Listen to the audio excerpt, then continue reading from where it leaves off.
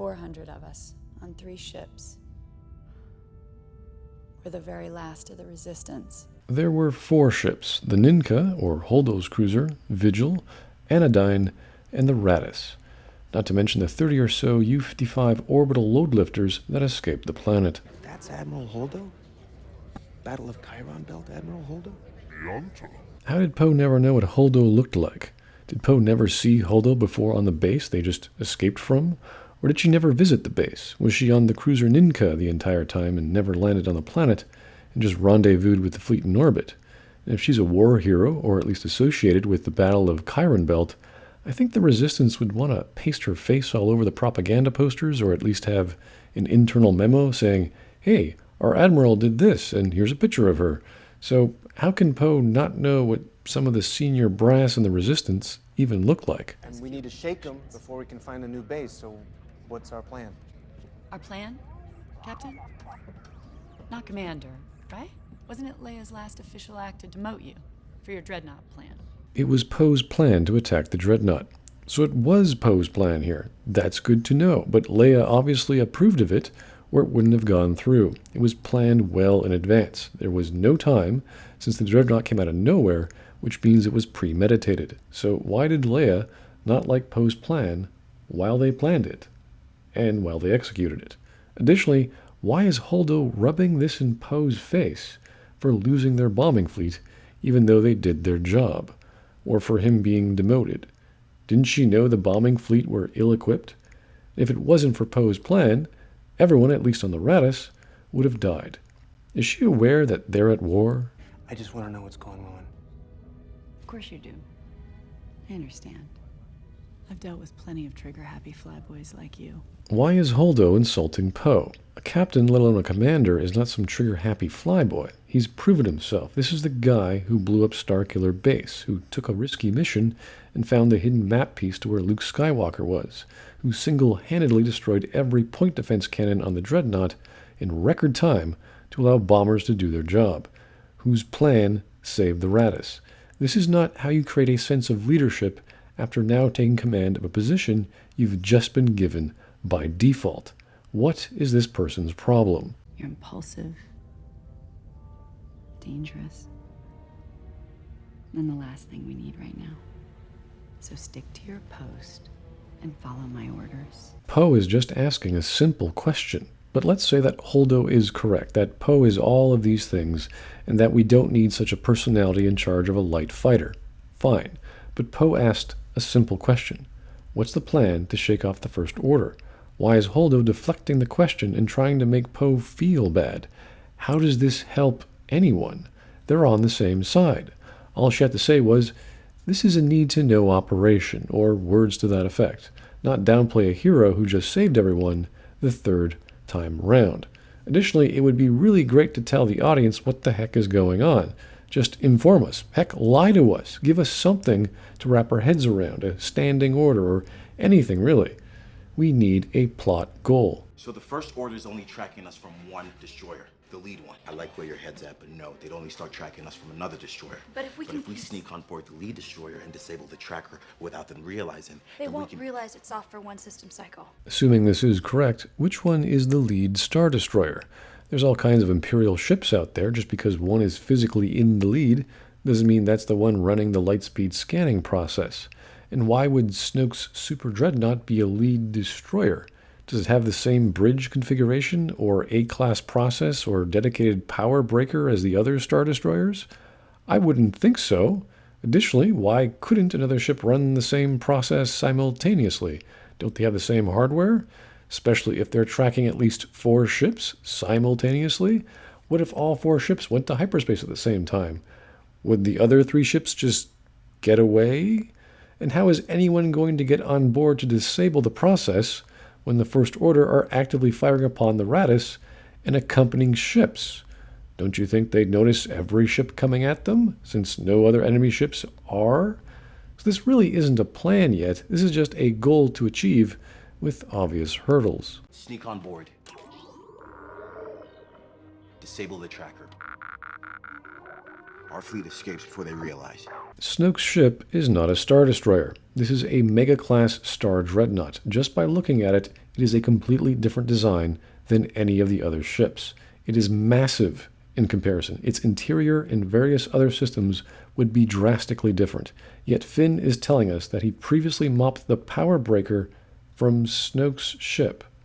I thought he said a Star Destroyer ship, not a mega-class dreadnought ship. But who knows where the breaker room is on a Star Destroyer? The guy that used to mop it.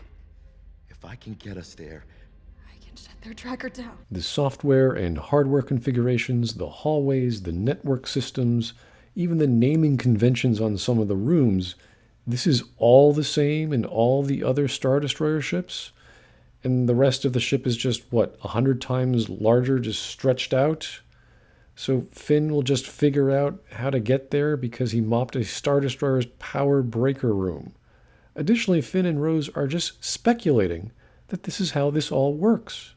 Yet we have no confirmation that Snoke's ship is the one running the lightspeed tracking A-class process. Even if they were successful getting on board it and disrupting the power breaker, there's no guarantee that A, this is the right ship running the process, or B, the person monitoring the lightspeed tracking process wouldn't immediately turn it back on or transfer the process to another ship, or C, that this is all automated.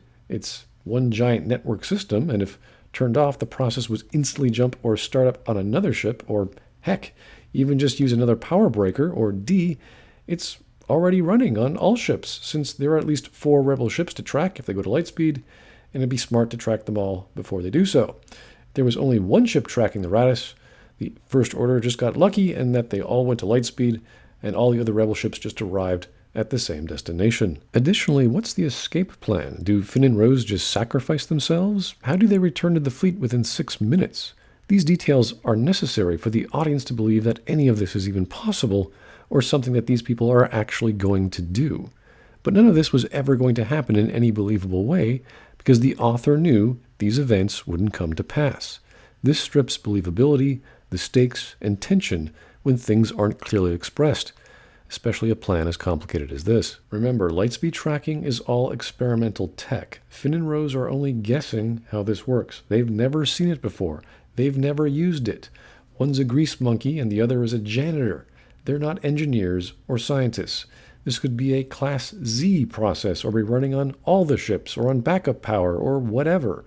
But we're not going to care about the details in this sci-fi movie. The writer obviously thinks the audience isn't even paying attention, and can't bother with listening to technobabble, and even use basic deductive logic. Could I do it? Of course I could do it, but I can't do it. I'm a little tied down right now. Why didn't Finn and Rose just get Maz to be the code breaker?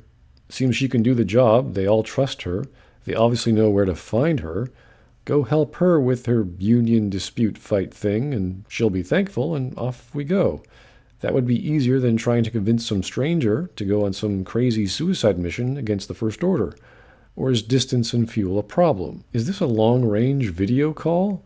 And this is an obvious one, but Maz appears to have some sort of flying droid communication 360 video bubble device that's tracking her as she does all these combat roles.